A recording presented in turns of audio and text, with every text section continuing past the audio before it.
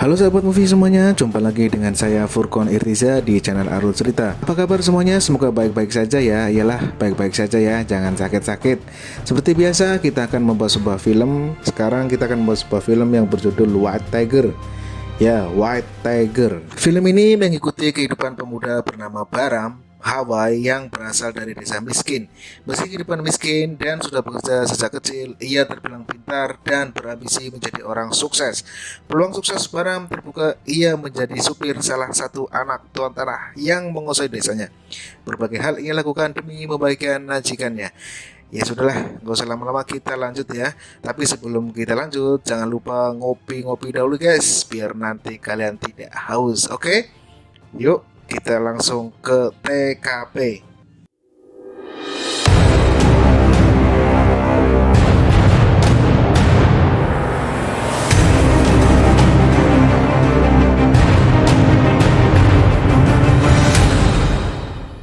Kisah dimulai dengan seorang pengusaha muda di India yang bernama Bahram.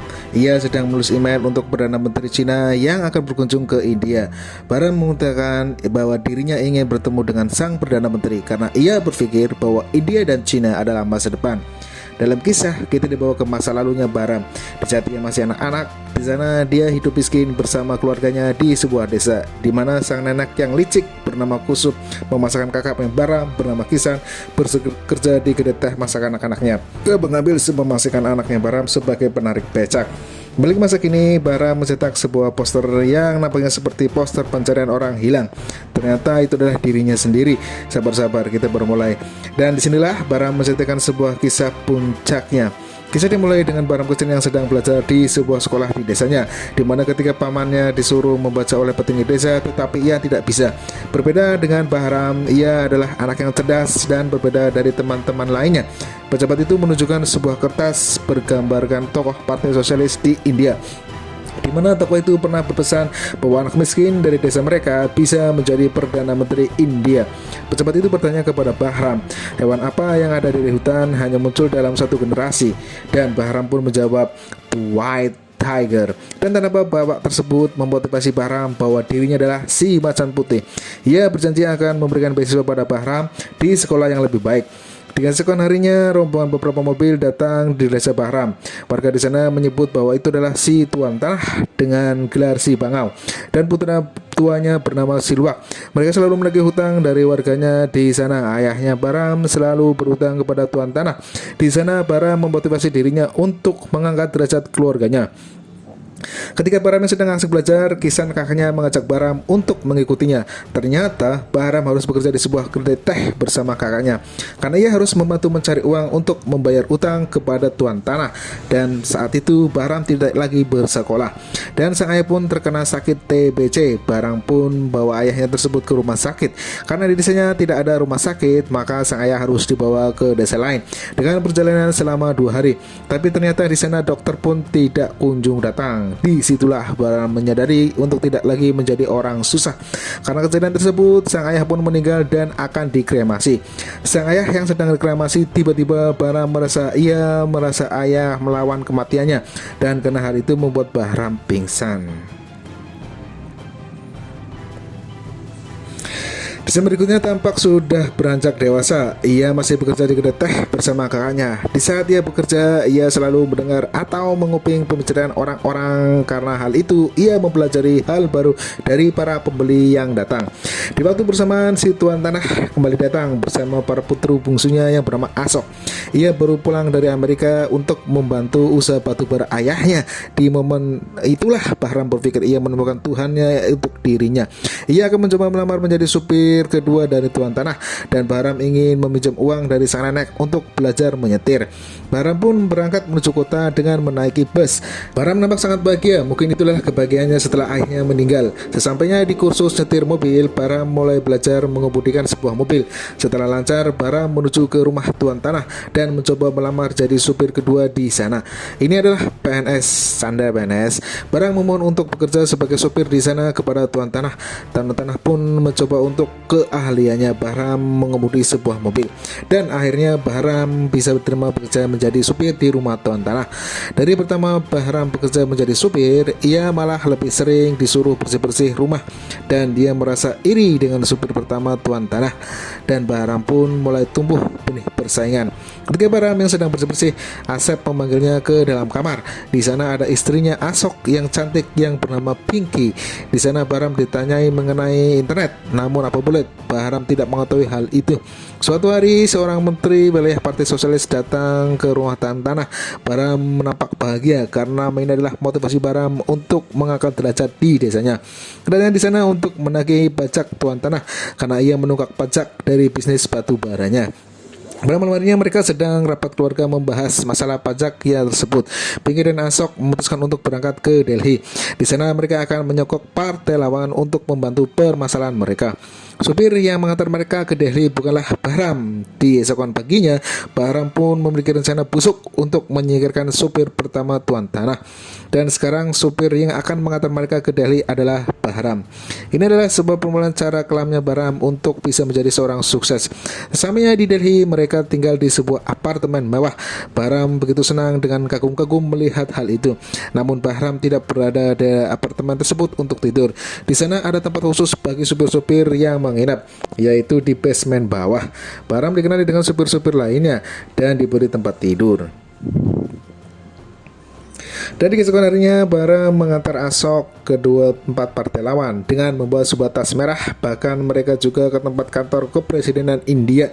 Setelah beberapa urusan tersebut, sang kakak pulang duluan dengan menggunakan kereta api.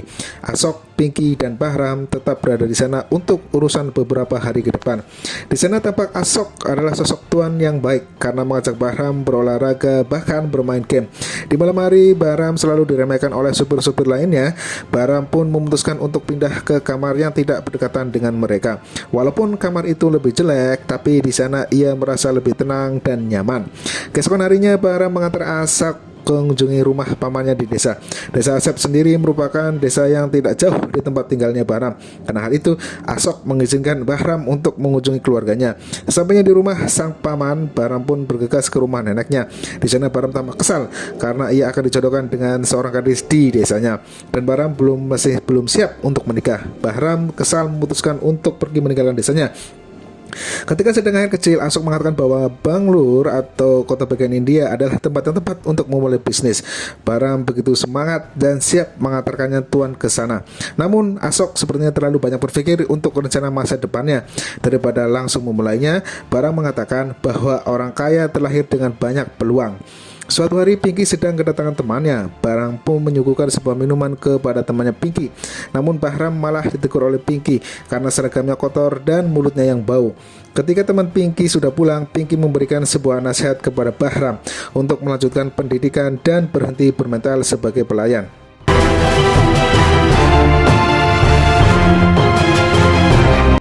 Pada malam harinya, Bahram pun memutuskan untuk pergi ke pasar dan membeli pasta gigi, sepatu, baju, dan celana baru. Dan di malam itu adalah pertama kalinya Bahram menyikat gigi dalam hidupnya. Di hari berikutnya, Pinky berulang tahun. Bahram didatangi seperti maharaja dan membawa sebuah kue serta balon ulang tahun.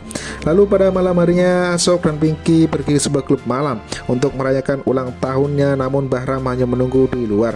Dengan keadaan mabuk, Asok dan Pinky diantar pulang oleh Bahram. Ketika di perjalanan, Pinky menyuruh Bahram untuk bergantian menyetir dengannya, dan Pinky menyuruh Bahram untuk menunggu sampai mereka kedua kembali datang. Tak lama kemudian mereka pun datang menjemput Bahram. Pinky memasang Bahram untuk duduk di bangku belakang dan memberikan Pinky untuk menyetir dalam keadaan mabok. Dan apanya Pinky nyetir mobil dengan kebut-kebutan serta tertawa dan bercanda, sedangkan Bahram hanya tersenyum dengan duduk di belakang.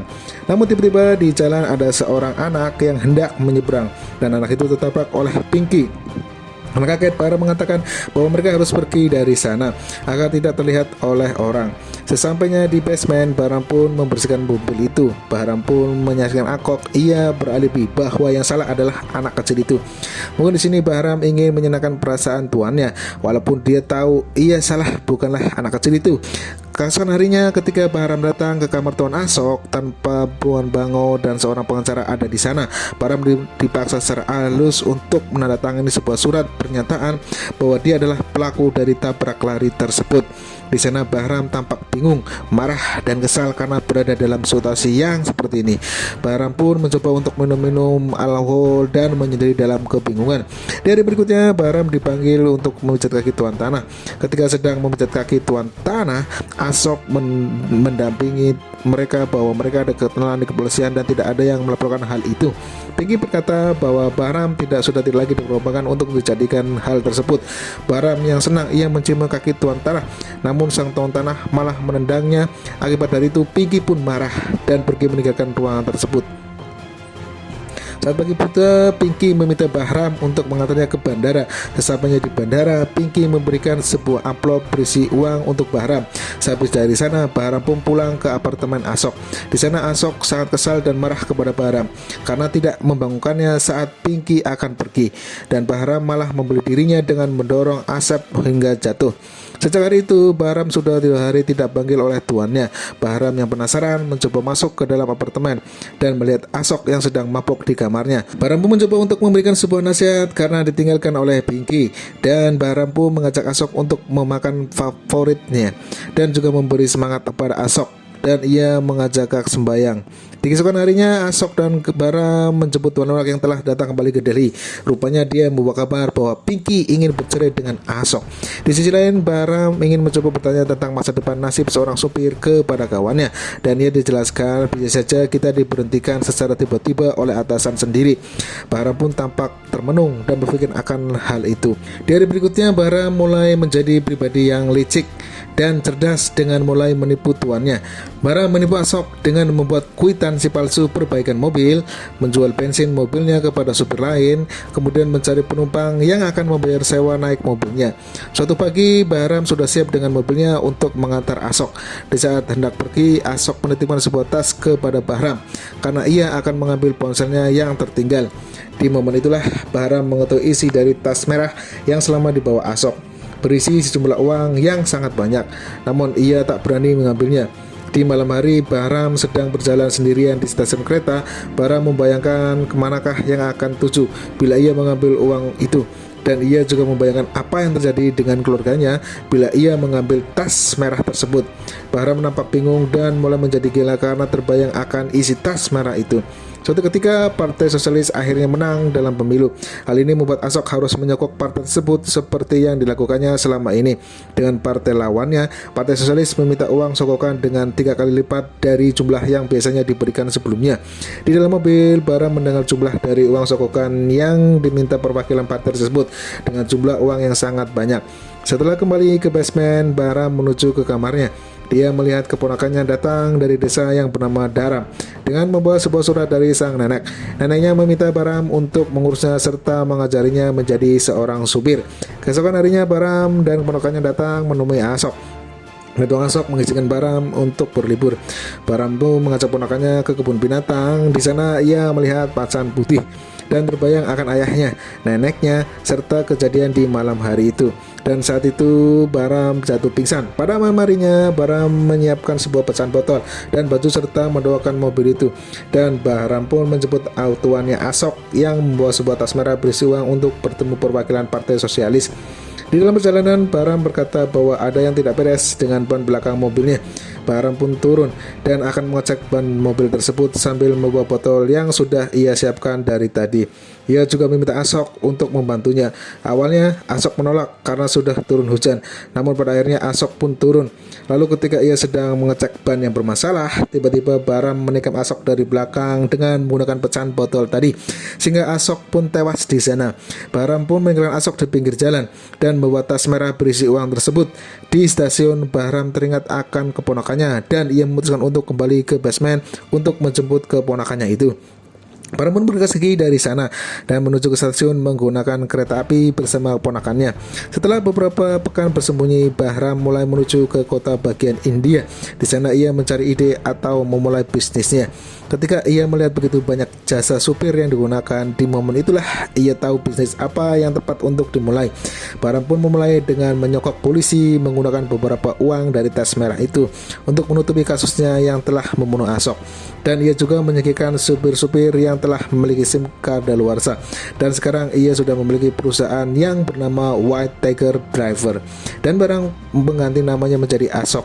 Baram memperlakukan karyawannya lebih profesional daripada majikan yang terdahulu, dan pada akhirnya Baram bertemu dengan Perdana Menteri Cina.